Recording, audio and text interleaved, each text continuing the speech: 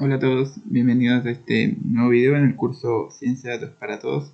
En esta oportunidad vamos a terminar de revisar lo que es el caso de productos financieros en base a SQL. Voy a hacer un breve repaso sobre lo que hicimos en las primeras dos partes. Recuerden que en la primera parte definimos básicamente el contexto, el problema y lo que era el contexto analítico, ¿no? Entonces el problema era ser capaces de identificar cuáles son los clientes que más compran productos y cuáles son los agentes que más venden o que menos venden en lo que es el call center de las tres bases de datos que tenemos, que se llaman agentes, customers y, y lo que son agentes y ventas, ¿ya? Entonces, nada, también habíamos visto un poco de por qué se usan bases de datos, los tipos de bases de datos, relacionales, no relacionales, cuándo se debe elegir una u otra. Decimos que básicamente hay un teorema, se llama el CAP Theorem. Con eso se puede determinar, de acuerdo a los requerimientos, si usar una base de datos relacional o no relacional. Después hablamos de lo que era el SQL, creamos el motor de base de datos, nos conectamos al entorno de Drive. Recuerden que el notebook que estamos trabajando es este, el 21, que van a encontrar ahí abajo en la descripción el link para poder acceder a él. Entonces creamos lo que era el motor de base de datos, alimentamos la base de datos con lo que eran los CSVs, utilizamos la librería SQL Alchemy para alimentar esas bases de datos. Y bueno, nada, creamos esta función para ejecutar nuestros queries, que de fondo se conecta a la base de datos y ejecuta el SQL. Este era un poco el diagrama entidad-relación. Habíamos dicho que nada, básicamente la tabla agente y customer se podían conectar por medio de la tabla call. Y ahí estaban los ID respectivos, Agent ID, Customer ID, eran los que permitían estas conexiones entre tablas. También hablamos un poco sobre lo que era la estructura del select, hicimos algunas consultas para hacer filtros, repasamos lo que era select, from, where, y bueno, también miramos un ejemplo de cómo usar los operadores booleanos, el ascending, el descending, el order by, entre otros, el as como homónimo, también lo vimos en videos anteriores.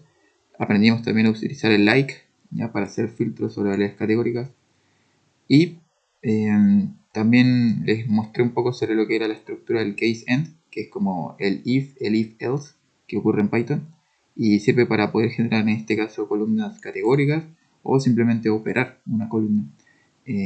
Así como cuando uno lo hace, cuando aplica estos filtros o estos condicionales, ¿ya? Eso, después en la parte 2 analizamos lo que eran los joins, hablamos de lo que era el left join, el right join, inner join, explicamos un poco la diferencia entre todos y hicimos algunas consultas enlazando lo que eran los ID de la gente, por ejemplo, para generar una nueva tabla, y también aplicamos lo que era el case, el select, el as, el from, join, where, el order by en una consulta final de ese video de la parte 2, que es el último que analizamos. Y en esta parte también hicimos lo que es, hablamos de las funciones de agregación, dijimos que habían varias, como el promedio, conteo, mínimo, máximo, suma, y en base de datos tipo Postgres se pueden aplicar lo que son regresiones, interceptos o correlaciones. Se pueden extraer. De hecho, habíamos hecho un query para mirar lo que eran las tasas de conversión, a ver si cuántas ventas se obtenían luego de cuántas llamadas, ¿ya? Entonces acá esto era para solo ingenieros, la tasa de conversión era del 21%. Para lo que eran los no ingenieros, para usamos el not like en el filtro, ahí si hacemos el porcentaje de nuevo es cerca del 21%. Y después si íbamos más a detalle a filtrar lo que eran ingenieros o, o no ingenieros, al final las tasas de conversión eran bastante similares. Y eso era algo curioso que habíamos mencionado la clase pasada. De hecho, al analizar todos los clientes, la tasa de conversión también parecía ser parecida, ¿ya? Y cuando hicimos los filtros respectivos para edades mayores a 30, igual la tasa de conversión seguía rondando el 21%. Y ya después, para verificar el supuesto que teníamos a priori, que si los ingenieros mayores a 30 eran los que más compraban, bueno, la tasa de conversión también se mantenía. Así que incluso para ingenieros menores de 30. Y eso era como lo que hemos visto en la parte 1 y 2. En esta nueva parte vamos a mirar lo que es el performance de los agentes.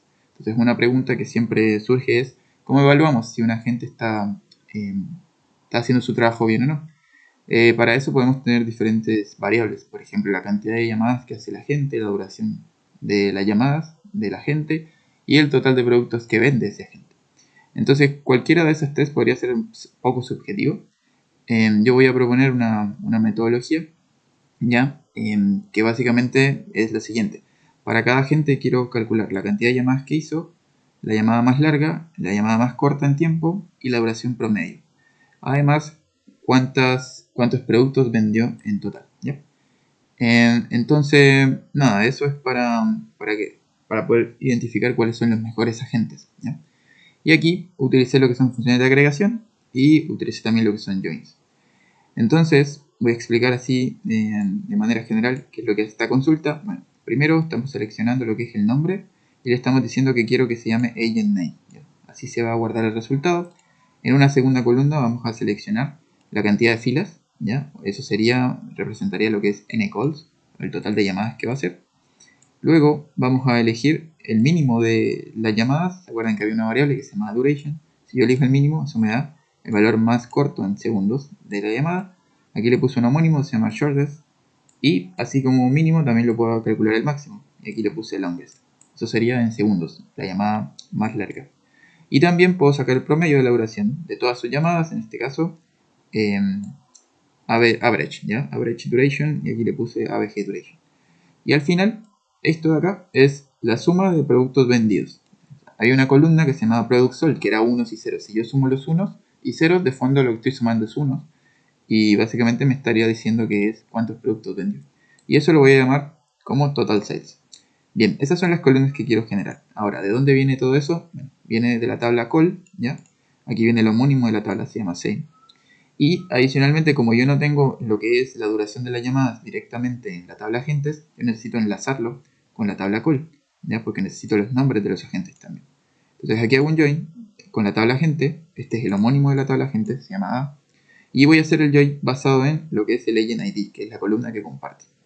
Bien, eso va a ser como la forma de enlazar las dos tablas para poder sacar todos estos resultados. Luego aquí viene el filtro, que es el que me interesa. Ya, yo solo voy a analizar llamadas que hayan sido contestadas, ¿ya? Porque si no, no tendría sentido y no sería justo comparar a los agentes.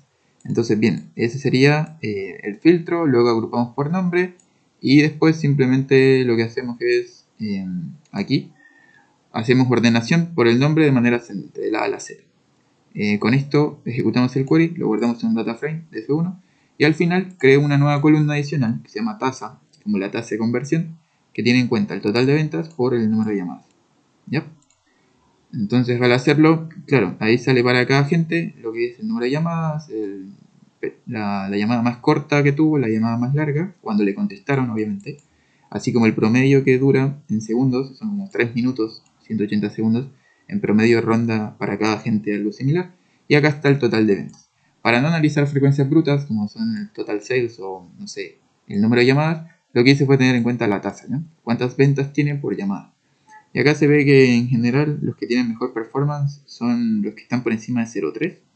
En este caso el Agent X, también está Dana Hardy, Gloria Sain y Lisa Cotto. ¿Ya? Por acá también está Todd Morrow. Y creo que el que tiene mayor valor es este de acá, que es Dana Hardy. ¿Ya? Eso quiere decir que aproximadamente en todas las ventas o todas las llamadas que le contestan a esta persona, Dana Hardy, ella logra vender un tercio de las veces aproximadamente. Eso es lo que quiere decir ese valor. ¿Ya? Y bueno, con eso puedes tener una pequeña idea de cuáles tienen mejor performance, si es que tienes que darle bonificaciones o simplemente decidir cuál es el empleado del mes. ¿Ya? Ya, esa sería una metodología. No quiere decir que sea la única metodología para poder hacer esta parte de encontrar las métricas apropiadas para comparar los agentes, pero nada, es una forma posible. ¿Ya? Bien, de hecho, bueno, esta metodología puede tener diferentes ventajas y desventajas y bueno, hay algunas métricas que tienen en cuenta muchas más variables para hacer como un KPI multidimensional, pero en este caso podemos dejarlo hasta ahí. Deben recordar que nosotros en este caso lo que estamos haciendo es revisando lo que es DDL y DML, son sublenguajes. Y bueno, hay que recordar que básicamente cuando uno trabaja con SQL, uno tiene diferentes sublenguajes dentro del pseudolenguaje SQL. Recuerden que hay DDL, Data Definition Language, hay DML, Data Manipulation Language, y estos son los que hemos trabajado en estas 3 sesiones hasta el momento. El DDL, por ejemplo, el Create, ¿ya? El DML, por ejemplo, el Select.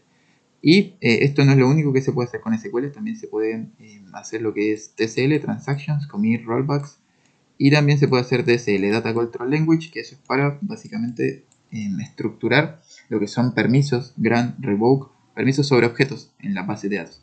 Y eso es algo que también vamos a ir explorando más adelante.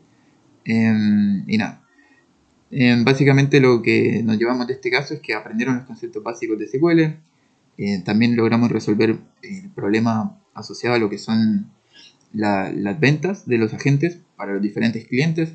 Logramos probar la hipótesis de que en este caso los ingenieros mayores a 30 no necesariamente están comprando más que otros clientes. La tasa de conversión que obtuvimos era bastante similar para todos los segmentos que analizamos en general. Y también logramos establecer una metodología para rankear o poner así en top lo que son los agentes. En términos de ventas, recuerden que más adelante vamos a ir aprendiendo sobre lo que es estructuras más avanzadas. Voy a enseñar un poco sobre lo que es Postgres, sobre lo que es Mongo, sobre lo que es Redis y sobre lo que es Microsoft SQL Server, para que puedan tener una perspectiva de diferentes herramientas relacionales y no relacionales. Y con eso también van a tener lo que es lo suficiente para poder trabajar con cualquier entorno de datos.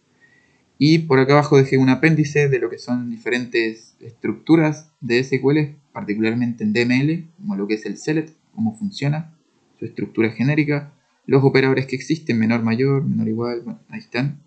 También hay predicados simples como el between, el like, el as, entre otras cosas, el in, funciones de agregación, ABG, count, máximo, mínimo, suma, y operaciones misceláneas como lo que es el caseIn, que se parece a la estructura if, el if else. Y bueno, también está el group by y el order by. Eso, espero que haya sido claro y nos veremos en un próximo video para trabajar lo que es el entorno Postgres. Y nada, cualquier comentario lo pueden dejar por acá. Y nada, nos veríamos en una próxima oportunidad. Que estén muy bien, hasta la próxima. Chau.